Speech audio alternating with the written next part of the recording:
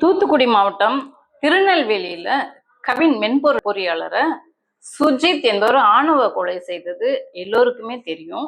அந்த கொலை குறித்து ஒரு சில தகவல்களை இன்னைக்கு விளக்கம் கொடுத்திருக்காங்க கவினோட காதலி சுபாஷினி. அந்த காணொளி குறித்து தான் இந்த வீடியோல நம்ம பார்க்க போறோம். உண்மையிலேயே மிக வருத்தமான ஒரு செய்தி, வருத்தத்தோட தெரிவிச்சு கொண்டு நம்ம திராவிட பேச்சரங்க சேனலை சப்ஸ்கிரைப் பண்ணிக்கோங்க. இப்போ அந்த பொண்ணு சுபாஷினி என்ன பேசியிருக்கு என்று தான் இப்போ நான் உங்களுக்கு காட்டுறேன், பாருங்க. கவினும் பேசிட்டாங்க. அப்போ அந்த டைம்ல அப்பா கிட்ட சொல்லிட்டான். அப்பா இந்த மாதிரி லவ் பண்றியான்னு என்கிட்ட கேட்டப்ப இல்லப்பா நான் லவ் பண்ணல அப்படின்னு சொல்லிட்டேன். ஏன்னா கவின் என்கிட்ட டைம் கேட்டிருந்தான், இன்னும் 6 months கழிச்சு சொல்லு ப்ளீஸ் அப்படின்னு சொல்லியிருந்தான். அதனால அப்பா கிட்ட அன்னைக்கு சொல்லலை. அதுக்குள்ள நெக்ஸ்ட் அப்கமிங் மந்த்குள்ள இப்படி ஆயிடுச்சு. 2 பேருக்குள்ள என்ன கான்வர்சேஷன் போச்சுங்கிறது தெளிவா தெரியாது. ஆனா கவினுக்கு ஃபோன் பண்ணி சுஜித் பொண்ணு கேட்கலாங்க, இவ மேரேஜ்க்கு மூவ் பண்ணாதான் அடுத்து என்னோட ப்ரொஃபஷனை பார்க்க முடியும் அப்படின்னு சொன்னான் அப்படிங்கிறது எனக்கு தெரியும். கண்டிப்பா 27 என்ன நடந்துச்சு அப்படின்னா, அன்னைக்கு கவின் வராங்கிறது எனக்கு தெரியாது. நான் 28 ஈவினிங் தான் வர சொல்லியிருந்தேன். ஆஃப்டர்நூன் மங்கம்மாள் சாலைக்கிட்ட நின்றுட்டு தான் எனக்கு தெரியவே செய்யும் அவங்க வந்திருக்காங்கன்னு சொல்லிட்டு. ஸோ டேரக்டா நான் அங்கே ஐபிக்கு கூட்டிட்டு போயிட்டேன். கவின் உள்ள வந்தான். பட் அவங்க அம்மா கிட்டையும் மாமா கிட்டையும் மட்டும்தான் பேசிட்டு இருந்தேன். பேசிட்டு அப்படியே கவின் வெளியே போயிட்டான். அங்கேருந்து கிளம்புறப்பதான் அவங்க அம்மாவும் கிளம்புறப்பதான் கவின் எங்க அப்படிங்கிறதே நாங்கள் யோசிச்சோம். அம்மா சாப்பிட போங்க, நானும் வர சொல்றேன்னு சொல்லியிருந்தேன். அதுக்குள்ள இப்படி ஆயிடுச்சு. உங்களுக்கு தோணுது எல்லாத்தையும் பேசாதீங்க. எங்க அப்பா அம்மாக்கு இதுல எந்த சம்மந்தமே கிடையாது, அவங்களுக்கு தெரியாது. இதோட விட்டுருங்க. பாத்தீங்களா என்ன பேசியிருக்குன்னு? அதாவது உங்களுக்கு தோணுனது எதையும் பேசாதீங்கன்னு சொல்லியிருக்கு. ஆனா இந்த பொண்ணு சொன்னதுன்றதுக்காக நம்ம பேசாம இருக்க முடியாது. ஏன் பேசாம இருக்க முடியாதுன்னா, ஆணவ கொலை என்பது சுபாஷினி சம்பந்தப்பட்ட தனிப்பட்ட விஷயம் கிடையாது. இது ஒரு சமூக பிரச்சனை. அதனால இந்த மாதிரி ஆணவ கொலையே நடக்கக்கூடாது என்பதுதான் நம்ம சமூக செயற்பாட்டாளர்களுடைய முழு முதற் பணி. சாதி ஒழிப்பு போர்ல ஆணவ கொலையே நடக்கக்கூடாது என்பதுதான் நம்ம நோக்கம். அதனால இதை பத்தி பேசி ஆகணும். இன்னொன்னு, அந்த பொண்ணு அவங்க அப்பா அம்மாவுக்கும் இதுக்கும் எந்த ஒரு சம்பந்தமும் இல்லை, அவங்கள தண்டிக்கணும்னு எல்லாம் கேட்குறாங்க அப்படின்னு சொல்லியிருக்காங்க. எல்லாம் கேட்குறாங்க என்று சொன்னது கவினோட அப்பா அம்மாவை தான் அந்த பொண்ணு சொல்லியிருக்கு. ஏன்னா அவங்க தான் அவங்க அப்பா அம்மாவை தண்டிக்கணும், அவங்களையும் பிடிச்சி சிறையில வைக்கணும் என்று, அவங்க 2 பேர்த்தையும் சிறையில வச்சாதான் கவினோட உடலை வாங்குவேன் என்று கவினோட அப்பா அம்மா சொல்லிட்டு இருக்காங்க. நான் இப்ப அந்த பாயிண்ட்டுக்கு தான் வரேன். ஏன்னா அந்த பையன் சுர்ஜித் கவினை வெட்டி கொன்ன அந்த சுபாஷினியோட தம்பி சுர்ஜித் ஏற்கனவே ஆயுதங்களை வச்சுட்டு நான் பேசுறதுக்கு தகுந்தமான அந்த போட்டோஸ், அந்த பையன் ஆயுதங்களோட இருக்கிற போட்டோஸை உங்களுக்கு காட்டுற பாருங்க. ஆயுதங்களை வச்சுக்கிட்டு சோசியல் மீடியாவில் அந்த ஆயுதங்களோட நின்று போட்ட படம்லாம் நிறைய வந்திருக்கு சோசியல் மீடியாவில். அந்த பையன் ஏற்கனவே ஆயுதங்களோட இருந்தவன் எந்த துணிச்சல்ல இருந்திருப்பான் சொல்லுங்க? இந்த பொண்ணு அப்பா அம்மாவுக்கு சம்பந்தம் இல்லைன்னு சொல்லுது. ஆனா ஒரு பிள்ளை தப்பு பண்ணா முதல்ல வளர்ப்பு சரியில்லைன்னு தானே எல்லாரும் சொல்லுவாங்க. அந்த பையன் ஃபர்ஸ்ட் அப்பா அம்மா 2 பேருமே, அப்பா பேரு சரவணன், அம்மா பேரு கிருஷ்ணவேணி, 2 பேருமே துணை ஆய்வாளர்கள். காவல்துறையில 2 பேருமே துணை ஆய்வாளர்களாக இருக்காங்க. அப்படி துணை ஆய்வாளர்களாக இருந்தும் பையன் இவ்வளவு மோசமா ரவுடித்தனம் பண்ணிட்டு இருக்கிறத ஏன் அவங்களால கட்டுப்படுத்த முடியல? இந்த சாதிய உணர்வு, இந்த ஆதிக்க சிந்தனை எப்படி அவனுக்கு வந்தது? அப்பா அம்மா சரியா நல்ல பழக்க வழக்கங்களை, சாதிய அந்த உணர்வை சொல்லி கொடுக்காம வளர்த்துருந்தாங்களாக்க அந்த பையன் எப்படி இப்படி இவ்வளவு ரவுடித்தனம் பண்ற அளவுக்கு வந்திருப்பான்? இவன் அப்போ அவங்க அப்பா அம்மாவோட அதிகாரத்தை துஷ்பிரயோகம் பண்ணி இவன் இந்த மாதிரி இருந்துட்டு இருக்கான் அப்படின்ட்டு தானே நம்ம எடுத்துக்க முடியும். இந்த சுபாஷினி சொல்லுது அப்பா அம்மாவுக்கு சம்பந்தம் இல்லைன்னு, எப்படி நாம அதை எடுத்துக்க முடியும்? அந்த பையன் ஃபர்ஸ்ட்லயே இப்போ ஆயுதங்களை வச்சு எல்லாத்தையும் மிரட்டிக்கிட்டு போட்டோ எடுத்து ஸ்டில் கொடுத்துட்டு இருக்கும்போது இவனை கைது பண்ணியிருந்தாங்கனாக்க, இவன் மேல கேஸ் போட்டிருந்தாக்க இந்த அளவுக்கு வந்திருக்குமா? அப்போ அந்த பையனை சின்னதுல இருந்து தப்பாக வளர்த்திட்டு இன்னைக்கு அப்பா அம்மாவுக்கு சம்பந்தம் இல்லைன்னு சொன்னா அதை எப்படி ஏத்துக்க முடியும்? இவங்க மட்டும் இல்ல, சுபாஷினியோட அப்பா அம்மா மட்டும் இல்ல, எந்த பிள்ளைங்க தப்பு செஞ்சாலும் அதுக்கு காரணம் அவங்களுடைய பெற்றோர்கள் தான் காரணம் என்று சொல்லி தப்பு செய்யறவங்களால சேர்த்து பெற்றோருக்கும் சேர்த்து என்னைக்கு நம்ம தண்டனை கொடுக்குறோமோ அன்னைக்குதான் வந்துட்டு இந்த ஆணவ கொலைக்கு ஒரு முடிவு கட்ட முடியும். ஆணவ கொலைக்கு மட்டும் இல்ல, பிள்ளைங்க எந்த தப்பு செஞ்சாலும் அதுக்கு காரணம் பெற்றோர்களுடைய வளர்ப்பு முறை. ஒண்ணு இந்த சமூகம், ரெண்டு பேர்த்தையும் தான் குற்றவாளியாக்க முடியும். முதல்ல பெற்றோர்களாகத்தான் இருக்கும். பெற்றோர்கள் சரியான பாதையில பிள்ளைங்களை வளர்த்தாங்கனாக்க அந்த பிள்ளைங்க தப்பான பிள்ளைங்களாக வரவே வாய்ப்பில்லை. இது ஒரு பக்கம் இருந்தாலும் இவங்க வந்து எஸ்ஐயா இருந்து அந்த கடமையை செய்ய தவறிட்டாங்க. அப்போ பெற்றோர்களுக்கும் தண்டனை கொடுத்து தான் ஆகணும். தப்பான பிள்ளையை வளர்த்தது அந்த அப்பா அம்மாவோட தப்பு தான் அப்படின்ட்டு பெற்றோர்களுக்கு தண்டனை கொடுத்து தான் ஆகணும். இப்போ ஒரு இப்போ நாங்கள் வீடியோ போடுறோம்னா அந்த வீடியோ கீழே வந்து நிறைய கமெண்ட்ஸுங்க நிறைய வரும். ஏன்னா என் வீடியோ கூட நான் இந்த சாதி குறித்து ஆணவ கொலை குறித்து போட்டிருந்தேன். அந்த வீடியோ கூட ஒருத்தர் வந்து கமெண்ட் பண்ணியிருந்தாரு. அதாவது உங்க பிள்ளைங்க திருமணத்தின் போது உங்களுக்கு தெரியும் அப்படின்னு சொல்லி ஒருத்தர் சொல்லியிருந்தாரு. அப்புறம் ரொம்ப மோசமான கமெண்ட்லாம் இருக்கு. அதெல்லாம் ரொம்ப ஆபாசமா இருக்கு. உங்களுக்கு சொல்றேன் பாருங்க. அதாவது இவங்க சொல்றவங்கலாம், இந்த மாதிரி கமெண்ட் பண்றவங்கலாம் என்ன நினைக்கிறாங்கன்னா, என்ன காரணம் சொல்றாங்கன்னாக்க, ஒரு சாதிக்குள்ள கல்யாணம் பண்ணாதான் அவங்க வந்து மகிழ்ச்சி, அவங்களுடைய வாழ்க்கை இருக்கும். ரெண்டாவது, கிளியை வளர்த்து ஒரு தப்பானவங்க கையில கொடுக்க முடியுமா அப்படின்னு சொல்லி கேட்பாங்க. அப்புறம் அவங்களுடைய பொருளாதாரம், எங்க பிள்ளை இந்த மாதிரி வசதியா இருந்துட்டு அவங்க வீட்டுல போய் எப்படி வாழ முடியும், அவங்க வந்து சுத்தமா இருக்க மாட்டாங்க, நீட்டா இருக்க மாட்டாங்க, இப்படியெல்லாம் காரணம் சொல்லுவாங்க. ஆனா இவங்க என்னென்ன காரணங்கள் சொன்னாங்களோ அதுக்கு நேர் ஆப்போசிட்டா கவின் குடும்பம் இருக்கு. கவின் நல்ல படிச்ச பையன், மென்பொறியாளராக படிச்சு நல்ல கோல்டு மெடலிஸ்ட் வாங்கியிருக்காரு. ரெண்டாவது இப்போ 1 லட்ச ரூபாய் வரைக்கும், 1 லட்ச ரூபாய்க்கு மேல வந்து மாத சம்பளம் வாங்குறாரு. அவ்வளோ நல்லா படிச்சுப்பேன். இந்த பொண்ணு சுபாஷினியும் மருத்துவம் படிச்சிருக்கிற பிள்ளைங்க, 2 பேருமே நல்ல ஒரு தகுதியோட தான், திருமணத்துக்குரிய தகுதியோட தான் இருக்காங்க. அப்படி இருந்தும் இவங்க சொல்லக்கூடிய எல்லா காரணங்களுக்கும் இதே இல்லாம நல்ல வளர்ந்த குடும்பமாகத்தான், பொருளாதாரத்திலையும் சரி கல்வியிலையும் சரி வளர்ந்த குடும்பமாகத்தான் கவின் குடும்பம் இருக்கு. ஒழுக்கத்திலையும் ரொம்ப நல்ல பையனா கவின் இருந்திருக்கான். இப்ப இதே இந்த சுபாஷினி குடும்பத்தை எடுத்துக்கிட்டா அவன் தம்பி ரவுடியா இருக்கான்.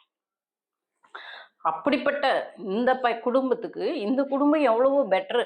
கவினோட குடும்பம் அங்க ஒழுக்கம்லாம் அருமையா இருக்கு. இதுல என்ன இவங்களுக்கு பிரச்சனை வந்துருச்சு? ஒரு சாதி சனத்துக்குள்ளதான் கொடுக்கணுன்றாங்க. சரி, ஒரு சாதி சனத்துக்குள்ள கொடுத்தவங்க எல்லாருமே நல்லா இருக்காங்களா? இப்போ உதாரணத்துக்கு ரிதன்யா, திருப்பூர் மாவட்டத்துல அவினாசியில அந்த பொண்ணு அழுது கண்ணீர் விட்டு வீடியோவை எல்லாருமே கேட்டு அழாத ஒருத்தர் கூட இருக்க முடியாது. என்னால முடியலப்பா, என்னால இருக்க முடியலப்பா, நான் சொல்றதை யாரும் புரிஞ்சிக்க மாட்டேங்கிறாங்கப்பா அப்படின்னு சொல்லி அந்த பொண்ணு, என்னை யாரும் நம்ப மாட்டேங்கிறாங்கன்னு சொல்லி அழுதும் அந்த பொண்ணு. அப்போ ஒரு சாதி, அவங்க வந்து ரிதன்யாவோட அப்பா சொல்லுவாங்க, பாரம்பரியமான குடும்பம்னு நினைச்சு தானே கொடுத்தோம். ஏறக்குறைய 2 கோடி ரூபாய்க்கு மேல செலவு செய்து திருமணம் பண்ணி வச்சிருப்பாங்க. பாரம்பரியம் இவங்க அந்த அந்த காணொலியே சொல்லியிருக்கு. இவங்க பாரம்பரியம்னு சொல்றது சாதியத்தான் சொல்றாங்க. அப்போ நீங்க ஒரு சாதிக்குள்ள திருமணம் செஞ்சு கொடுத்து மட்டும் இப்ப என்ன நடந்தது? வரதட்சணை கொடுமையால அந்த பொண்ணு இறந்தே போயிடுச்சு இல்லையா? இந்த மாதிரி எத்தனையோ ஒரு சாதிக்குள்ள நடக்கிற திருமணங்கள் எத்தனையோ இந்த மாதிரி ஆயிருக்கு வரதட்சணை கொடுமையால. அது மட்டும் இல்லை, இன்னொரு வீடியோவும் நம்ம வந்து ஆடியோ கேட்டிருப்போம். அப்பா மக 2 பேருமே காவல்துறையில இருக்காங்க. அந்த போட்டோ காட்டுறோம் பாருங்க. 2 பேருமே காவல்துறையில இருக்காங்க. அப்போ அந்த பையன் சொல்றான், தங்கச்சிக்கு ஃபோன் போட்டு அந்த ஆடியோல சொல்றான், அவ ரொம்ப கல்யாணத்தும் போது பேசின மாதிரி அவங்க குடுக்க ஏமாத்திட்டாங்க, அதனால கோபம் வந்துருச்சு, அடிச்சிட்டேன். அதாவது பேசிக்கிட்டே இருந்தாலும் வாயை பிடிச்சி நல்லா நெகம்லாம் பட்டுருச்சு, வாய் பிடிச்சி திரி விட்டேன், கழுத்தை பிடிச்சி, ரொம்ப பேசினா கழுத்தை பிடிச்சி திரிவிட்டேன், அவ உடம்பவே திரிவிட்டேன் அப்படின்னு சொல்லிட்டு அந்த பொண்ணு வந்து ஹாஸ்பிட்டல்ல நினைவில்லாம இருக்கு, அவ எப்படி இருக்கிறாளே தெரியலன்ட்டு அந்த பையன் வந்து, அந்த ஆள் வந்து தான் தங்கச்சிக்கிட்ட சொல்லிக்கிட்டு பேசுறான். அந்த பிள்ளை வந்து ஆமா ஆமா அப்படித்தான் இருக்கணும், அப்படித்தான் வாய் பேசினா அப்படித்தான் பண்ணணும் அப்படின்ட்டு சிரிச்சுட்டு கேட்கும். அந்த காணொளியும் கேட்டு இப்படி இல்லாம மனுஷருங்க இருப்பாங்க அப்படின்னு சொல்லிட்டு ரொம்ப வேதனையோட பார்த்தோம். அப்போ உங்க கலாச்சாரத்துக்கு ஏத்த மாதிரி, உங்க சம்பிரதாயத்துக்கு ஏத்த மாதிரி கொடுக்குற அந்த பிள்ளைங்களோட வாழ்க்கை எல்லாமே நல்லா இருக்கா? இப்படிதானே கொடுமை பண்ணிட்டு இருக்கீங்க அந்த பொண்ணுங்களையும். இப்போ சம்பிரதாயம் மாறி சாதி மாறி கொடுக்குறீங்களாம், எல்லாம் நல்லா தானே வாழ்ந்துட்டு இருக்காங்க. இந்த சாதி மாறி கொடுக்குறவங்களுக்கு எல்லாத்துக்குமே பணம் முக்கியமா இல்ல. அன்பு தான் அங்க வந்து அடிப்படையா இருக்கு. பணம் முக்கியமா இல்ல, சாதி முக்கியமா இல்ல, மதம் முக்கியமா இல்ல. சாதிய மாத்திட்டாவே முடிஞ்சிருச்சு. அங்க வந்து அன்பு தான் அடிப்படையா இருக்கு. அப்போ சாதி மாற்று திருமணம் பண்றவங்க எல்லாருமே நல்லா தானே இருக்காங்க, மகிழ்ச்சியா தானே இருக்காங்க. இத ஒருத்தன் வந்து கமெண்ட்ல சொல்றான், சாதி மாற்ற திருமணம் பண்ணுனது குறித்து. சொல்றேன், காட்டுறேன் பாருங்க. என்ன பேசுறான்னு என்னுடைய கமல்ல தான் பேசியிருப்பாங்க. யாருன்னா பழனி வள்ளி மாணிக்கம் அப்படின்ற ஆளு பேசியிருக்கோம். காதல் திருமணம், அதாவது சாதி மறுப்பு திருமணம் குறித்து கவர்மெண்ட் கொண்டுட்டு வந்ததை எவ்வளவு கேவலமா பேசியிருக்காங்க பாருங்க. காதல் கல்யாணம், கலப்பு திருமணம் பண்ண வைத்து, விவாகரத்து செய்ய வைத்து, கொலை சண்டை போட வைத்து, இந்த குடும்பங்களை அழித்து வருபவன்க அந்த அம்பட்டன்க, 4 அம்பட்டன்க. கருணாநிதி, ஸ்டாலின், உதயநிதி, இன்பநிதி. இன்பநிதி பாவம், அது அந்த தம்பி இன்னும் அரசியலுக்கே வரல. அது இப்பதான் விளையாட்டு பையனா விளையாண்டுட்டு இருக்குது. அந்த பையன்லாம் இழுத்துட்டு இருக்காங்க. இந்துவா காதல் கல்யாணம் கேட்டான், கலப்பு திருமணம் கேட்டான், காமத்தை தீர்க்க வழி கேட்டானா?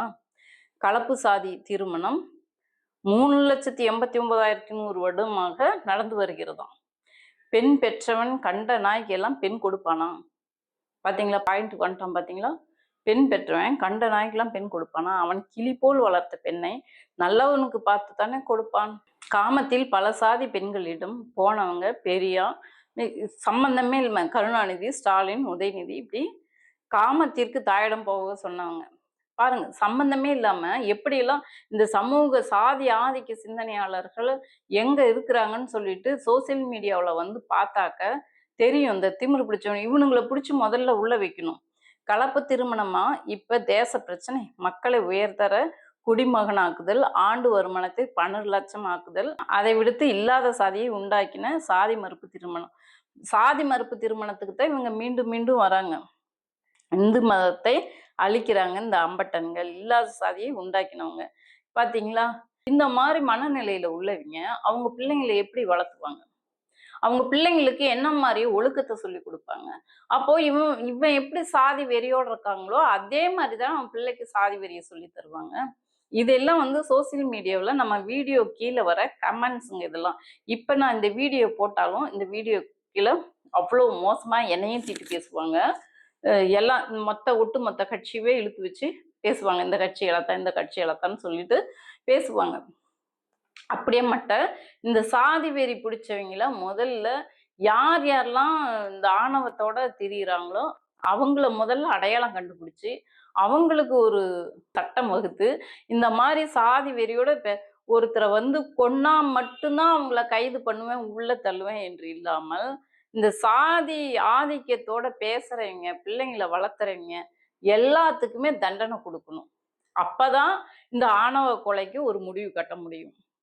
அது வரைக்கும் நம்ம இதை வந்து எங்கேயாவது ஒரு இடத்துல ஒரு ஆணவ கொலை நடந்தோன்னா அதை நம்ம வந்து வருஷம் வருஷம் பேசிக்கிட்டு இப்படி இந்த ஊர்ல இப்படி நடந்துருச்சு, இந்த ஊர்ல நடந்துருச்சுன்னு சொல்லிட்டு இருந்தோமாக்க இது நடந்துகிட்டே தான் இருக்கும். இந்த மாதிரி சாதி வெறியனுங்க பேசிக்கிட்டு தினம் இதை பத்தியே தான் இவங்க பேசுறாங்க. இவங்கெல்லாம் எந்த கட்சியில இருக்கிறாங்கன்னா பிஜேபி கட்சியில. பிஜேபி RSS சிந்தனையாளர்கள் இவங்கெல்லாம் சாதி வெறி பிடிச்சு இப்படி பேசுறவங்களாம். இப்ப நம்ம இந்த ஆணவ கொலைக்கு நம்ம வந்து பேசிக்கிட்டே இல்லாம இந்த ஆணவ கொலையை தடுக்கணும்னாக்க முதல்ல தெருவா களத்துல இறங்கி நம்ம வந்து அவேர்னஸ் ஏற்படுத்தணும். அதை திராவிட இயக்கங்கள் செஞ்சுக்கிட்டு தான் இருக்கு. ஆனாலும் இன்னும் பத்தாது. நம்ம இதை வந்து நம்ம திருப்தி அடைஞ்சிட முடியாது. இந்த ஆணவ கொலை வந்து இனிமே நடக்காம தடுக்கணும்னா முதல்ல இந்த மாதிரி சோசியல் மீடியாவிலையும் அவங்க வீட்டுல பெண்களை பிள்ளைகளை சாதிய உணர்வை ஏற்படுத்துறவங்கள அடையாளம் கண்டுபிடிச்சு முதல்ல அவங்கள வந்து உள்ள தள்ளுற வேலையை பார்க்கணும். கொன்னாத்தான் நான் வந்து உள்ள தள்ளுவேன், சிறையில் அடைப்பேன் அப்படின்னாக்க அப்ப இது தொடர்ந்து அவன் வந்து சிறைக்கு போக கூட தயாரா இருக்கிறான். சாதி தான் அவங்க மானத்தை காப்பாத்துதுன்னு நினைச்சுக்கிட்டு கொல்றதுக்கு தயாரா இருக்காங்க. அப்ப இதுக்கு என்ன தீர்வுனா, இந்த மாதிரி பேசுறதும் தப்பு தான். பிள்ளைங்களுக்கு சாதி உணர்வை ஏற்படுத்துறது தான் தப்பு. அப்ப முதல்ல பெற்றோர்களுக்கு முதல்ல அந்த ஒழுங்குமுறையை கொண்டுட்டு வரணும். அதே போல இந்த த அந்த கேஸு ஆண்டு கணக்குல 2 வருஷம் 3 வருஷம் நடந்து ஜாமீன் இல்லாம அது வரைக்கும் ஜாலியா எல்லாத்தையும் அனுபவிச்சுட்டு இருப்போம். அது உடனே 10, 15 நாளையில கேஸ் விசாரணை செய்து யார் தண்டிக்கப்பட்டாங்களோ அவங்கள வந்து தூக்குல ஏற்றணும். அப்பதான் இந்த மாதிரி பண்ணனா கொன்னுருவாங்க அப்படின்ற பயம் இருந்தா மட்டும்தான் இந்த மாதிரி ஆணவ கொலைகளை தடுக்க முடியும். இந்த சுர்ஜித் பத்தி பேசணும் இல்லையா, அத்லெட்டிக் ஸ்டூடெண்ட்ஸ் அவ்வளோ மெடல்ஸ் வாங்கி வச்சிருக்காங்க, காட்டுறேன் பாருங்க. இப்போ இந்த கொலையினால அவனாலையும் சுர்ஜித்தாலையும் அவன் வாழ்க்கையும் போயிடுச்சு, அவங்க அப்பா அம்மாவும் உள்ள போயிட்டாங்க, இந்த பொண்ணு சுபாஷினி வாழ்க்கையும் போயிடுச்சு. யாருக்குமே எந்த பிரயோஜனமும் இல்லை. என்ன நன்மை நடந்தது? ஒரு நன்மையும் இல்லை. இது முதல்ல புரிஞ்சுக்கணும் இல்லையா அவங்க. அப்போ இந்த சாதி இல்லாத சாதியை கொண்டுகிட்டு வந்து சாதி சாதின்னு பிடிச்சிக்கிட்டு உயிரையே எடுக்க தயாராக இருக்காங்கன்னாக்க நம்ம களத்துல இறங்கி போராடணும். சட்டங்கள் கடுமையாக்கப்பட வேண்டும். வெளியே வராத மாதிரி ஒண்ணு ஜாமீனே கொடுக்கக்கூடாது, ஆணவ கொலையில ஜாமீன் கொடுக்கக்கூடாது.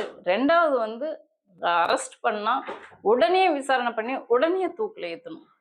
இதுல நீ இருந்தா தான் இனி வாழ்ந்து, அதாவது ஆயுள் நேரெல்லாம் பின்னாடி வந்து கமெண்ட் பண்ணுவாங்க, இவங்க வந்து ஆயுள் தண்டனை கொடுத்தாக்கத்தான் அவங்க கஷ்டத்தை உணருவாங்க அப்படின்னு சொல்லிட்டு வந்து கமெண்ட் பண்ணுவாங்க.